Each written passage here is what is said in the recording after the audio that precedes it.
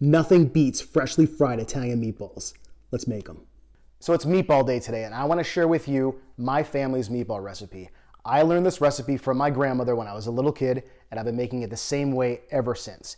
Every Sunday we used to get together at her house and eat meatballs, pizza frites, and a great Sunday sauce. So today I'm going to share this recipe with you for an unbelievable Italian-style meatball that my family makes. Hope you enjoy it. Leave some comments below. Love to hear how it turns out for you. The ingredients couldn't be more simple. I've got ground beef, salt, pepper, eggs, garlic, parsley, Italian breadcrumbs, and Pecorino Romano cheese. You can have some variations with this meatball recipe. Sometimes I like to have a combination of ground beef, veal, and pork. Today I'm just going to use ground beef. Why? It's the way that my grandmother used to do it. I think it's very simple. I do love the veal and the ground pork, but honestly, if you just have some ground beef in your house, you can make unbelievable tasty meatballs. First, peel and chop the garlic. For about 1.5 pounds of meat, I'm using 9 large cloves. Garlic is one of the stars of these meatballs, so use good quality garlic. Dice it up nice and fine, then set it aside for the meatball mixture. Next, chop the flat leaf Italian parsley. Pull the leaves off the stems. A few stems are fine, just remove the larger, tougher ones. To make it easier, roll the parsley into a tight bundle, slice it first, then give it a quick chop. This saves time and keeps everything nice and even. Set the parsley aside with the garlic for the meatball mixture. Okay, time to get our hands dirty. Add the meat to a large mixing bowl. Today I'm using a little over 1.5 pounds of beef. Then add 2 eggs, the chopped garlic, 1 cup of Italian breadcrumbs, 1 cup of Pecorino Romano cheese, about 2 teaspoons of black pepper, and the chopped parsley. Now mix it together with your hands. I don't wear gloves. I like to feel the mixture come together. Once everything's combined, I always do a taste test to check the seasoning. I don't taste it raw, so I cook a small piece in the microwave first to sample. This batch needs a little bit more salt, about 1/2 teaspoon. Adjust to your taste.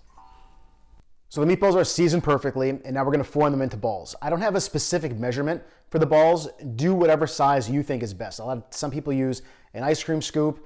I don't. I just grab I pinch off a bit like this.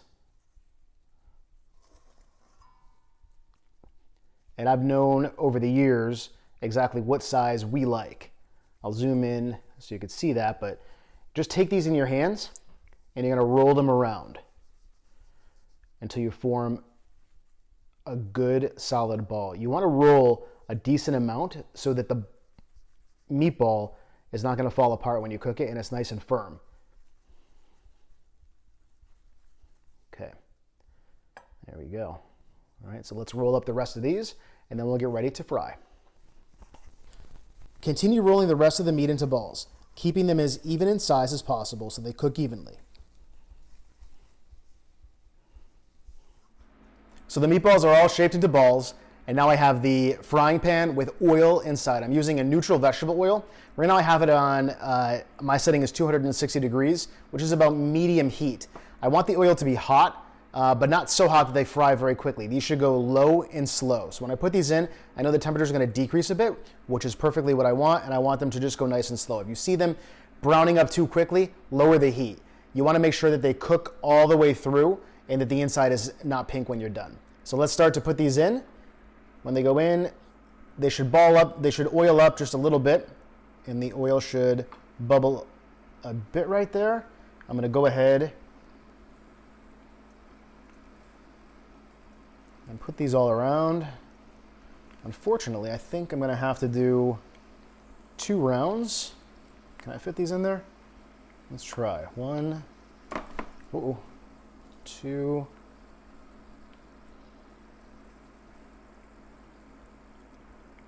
3,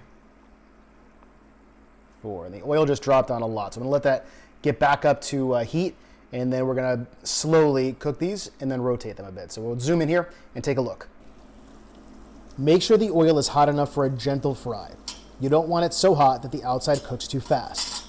You'll see the color start to creep up on the sides of the meatballs as it cooks through. Check the bottoms occasionally, and if they're browning too quickly, lower the heat. Once the bottoms are dark and well browned, it's time to flip. The center of my pan runs hotter. so I rotate the meatballs as I go, even though this pan is a little bit too crowded. When they're cooked through on both sides, transfer them to a paper towel to absorb any excess oil. Remember, low and slow is the name of the game here. All in, these took about 20 minutes to fully cook through.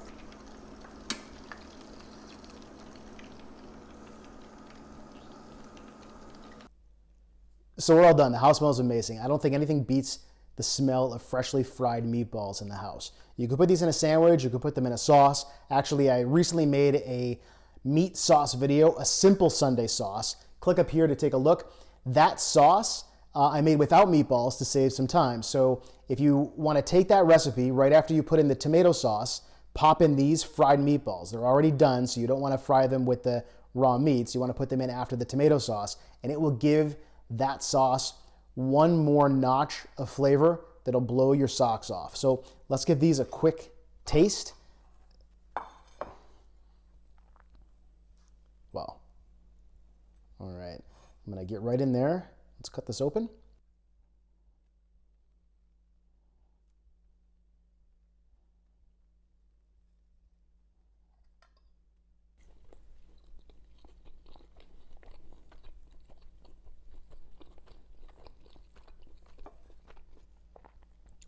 Well, delicious. First of all, because we rolled those balls pretty tight, they're firm, but still very soft. And the good thing about that is they're great for slicing, putting into sandwiches, or if you put them in a sauce, they're not going to fall apart. The layers of flavor in this thing, between the parsley, the salt, the pepper, the breadcrumbs, the Pecorino Romano, it all comes together so nicely. You can almost taste each layer of all of those different ingredients in these meatballs. They're unreal.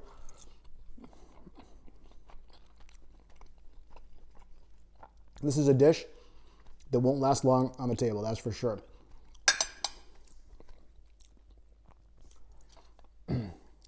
Check out inside of the meatball. You can see all the garlic, the parsley. That really makes it. A lot of people don't put that much parsley and garlic in their meatballs. We do. We think it's a great flavor, and it really brings out the taste in these things. Hope you try it. Comment below if you do. Love to hear your family's version. And join us next time for Real Plates, Real Life. We appreciate the support. Please subscribe, and we'll see you next time. Bye-bye.